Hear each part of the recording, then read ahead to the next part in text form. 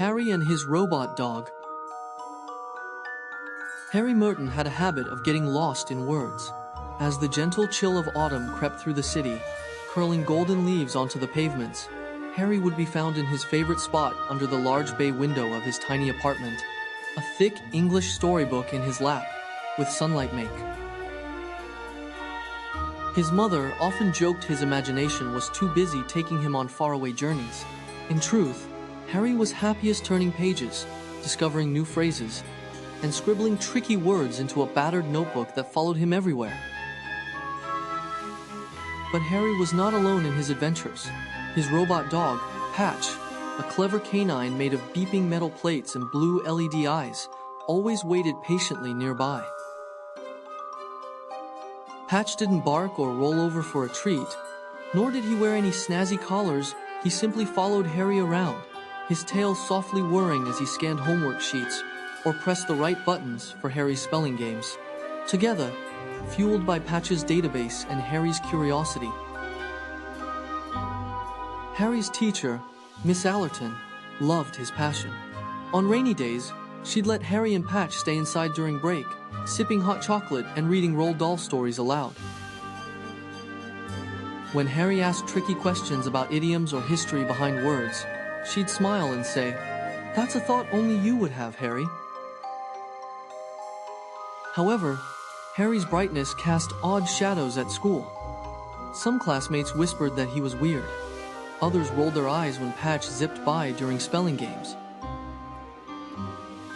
The worst was on the day when Harry, eyes glued to the end of an exciting mystery novel, stepped into the school elevator. As it hummed upwards, he barely noticed how the numbers blinked by 2 floors, 3 floors, 4, nor how the shapes of students flickered in and out, laughing and running. He must have gone up and down 3 times before the janitor's gruff voice, echoing with, "Lad, are you all right?" brought him back to earth. Harry's cheeks burned as he rushed out, his storybook clutched tightly in his fist. When someone asked, "Got lost in your books again, stupid?" the giggles seemed much louder than the closing elevator doors. After that, the teasing came almost every day.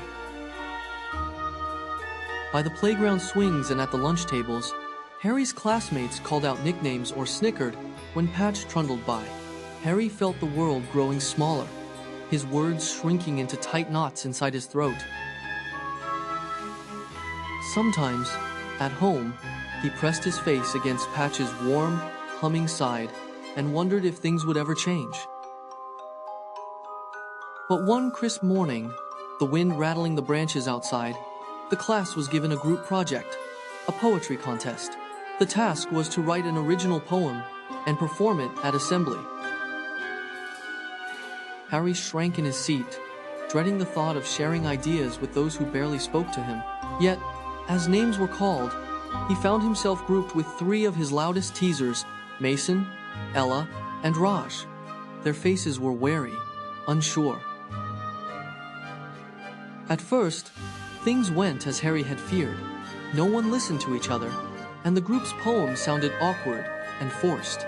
But as Harry quietly offered a few rhymes from his notebook lines about autumn winds, crunching leaves, and robins hopping on railings, interest flickered in their eyes. Mason looked up, surprised by a clever turn of phrase. Ella suggested a line of her own. Soon, laughter replaced sneers as ideas spun back and forth, Patch occasionally beeping encouragement as he picked up on their voices. Together, they rewrote the poem. Harry taught them how to play with metaphors, and Mason added a thumping rhythm to the chorus. Ella, who once called him stupid, piped up with a bright simile. Raj even devised a silly onomatopoeic line, crunch crunch of shoes, making everyone snort with laughter. The classroom felt suddenly different, lighter. Harry found himself grinning, not just with relief, but with genuine happiness. The day of the assembly arrived, and autumn sunlight streamed through the hall's high windows. Standing together, the group performed their poem, Patch's blinking eyes cheering from the audience.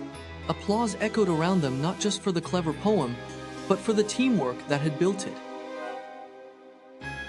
Afterwards, As they walked out into the playground, Mason nudged Harry lightly on the arm. "Hey, you're not so bad. Fancy helping me with my English homework next time?" Ella grinned. Raj reached down to pat Patch's metal head. The teasing, Harry realized, had faded like fallen leaves swept away by the autumn wind. He felt something warm and hopeful unfold in his chest, an invisible thread binding them all together, a new story just beginning.